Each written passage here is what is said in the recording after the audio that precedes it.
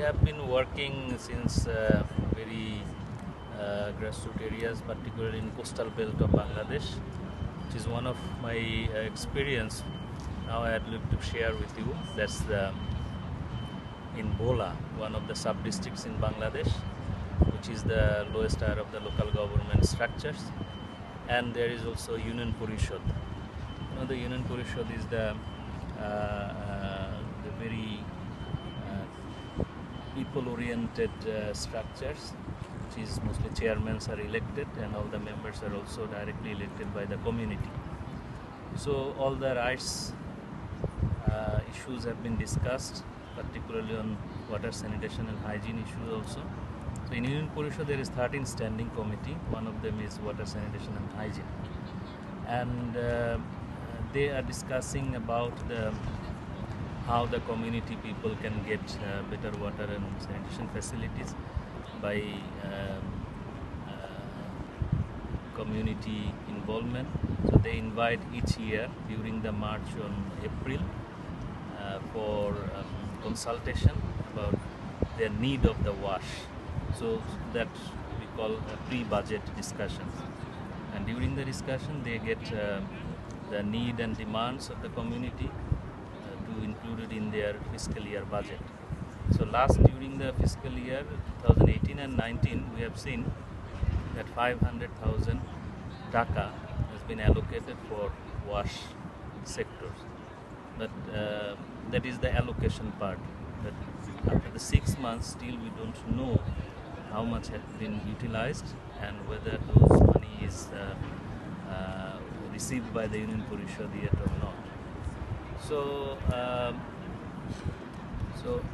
the utilization parts we can see through the installing the water points, toilets in the household levels as well as the institutions level, which is schools and the health centers. And the standing committee is now trying to look at the utilization part by participation from the community, particularly from the marginalized, who are not welcomed in the decision-making process, but how they can be part of the Union Parishad and how they can discuss the issue. So the utilization of the money is you can see that how many toilets have been established or how many water points have been established. So that would be our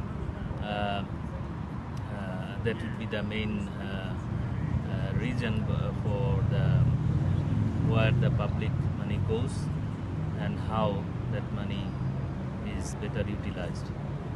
This is one. Secondly, the systems already existed in the structures, but it is not functioning.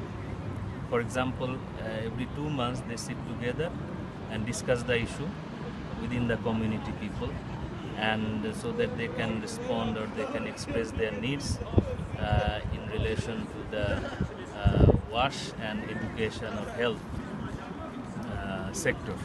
But it is not properly managed or properly documented during the meeting. So whether the systems are there, but it is not functioning. So we need to work on systems and make them function. And thus we think that the corruption may be reduced, because it's not only the issue of the money, but also issue of the dignity, as well as the issue of the establishment of rights of the marginalized, and the issue of the good governance. So participation is one of the issue which ultimately leads to the good governance. And finally we can see the better system strengthening and the capacity building of the local governments, so that they can understand better that how the system works and how they can invite the people, particularly those who are not welcomed properly. Well, in village in Bangladesh, mostly women are not very much welcome discussion process. So they are mainly involved in the household activities, fetching water from far distance or raising their children, and particularly they are managing their households. But we have seen in our experience that if they get the um, space or get the platform to discuss their own issue, it's really changed a lot, because they are the main front worker in their household level, but they are not getting any opportunity to discuss in front of the decision makers. So again, in the union Porishad as well as the service providers, they don't get any good channel to go there and express their need, and how they can manage their water and how they can get the water points, toilets, etc. So these are the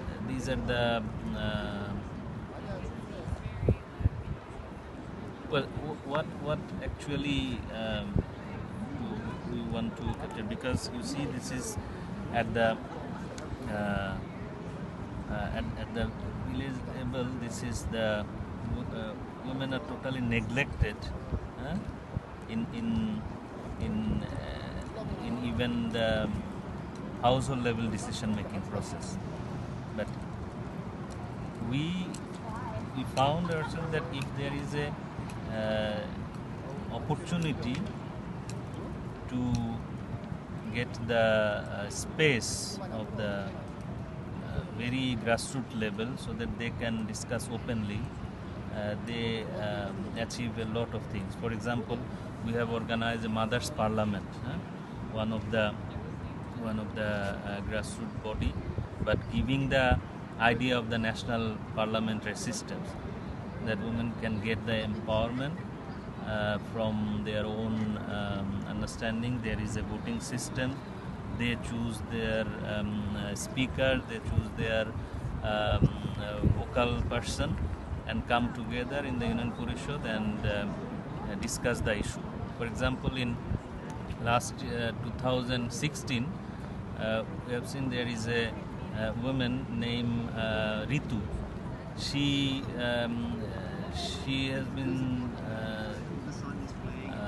working in a small shop near to her house, but she has to also maintain her family, and at the end of the day she has to collect water from at least 2 kilometers from her house. But there is a pond near to her house, but this is not accessible, because that pond is organized or managed by the local elites and the Union Porishad. So, and it is for fish cultivation.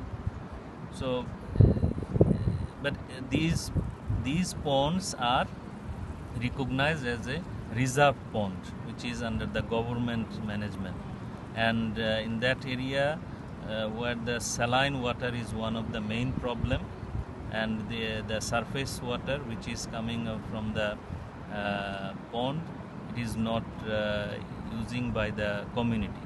So what is the rights issue over there? Because there is a availability of water, but they cannot access it.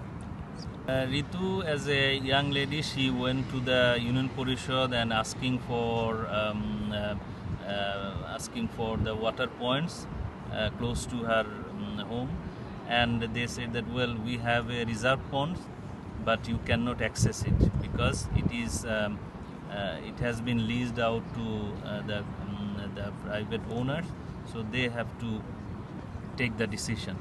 So you see that there is a reserve pond which is under the local government Union Porishad, but it is not accessible by the community. So what is happening? We don't know, because they are getting leasing money each year. I mean, they means the Union Porishad, but they are not providing support to the or service to the community who are mostly neglected in that area, and Union Parishad is supposed to organize all of those water related issues, particularly water supply.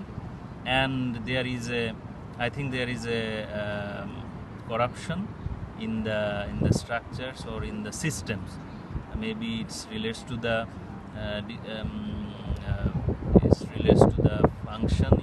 dysfunctioning of the Union Parishad, or maybe they are not getting any right direction from the sub-district or upazila level. In Bangladesh, their high schools, they should have one toilet for 187 students, particularly for girls students, but it is not available in many of the schools. And the problem is due to maybe the resources, and also the problem is the management, which we call the school management committee. They maybe don't understand that the importance of the toilets or wash facilities in the schools, because it also relates to the performance of the students.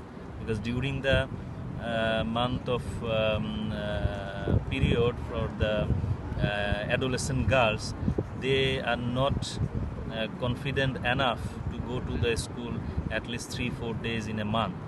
So because of the unhygienic toilets in the schools, or maybe not available toilets during the school hours.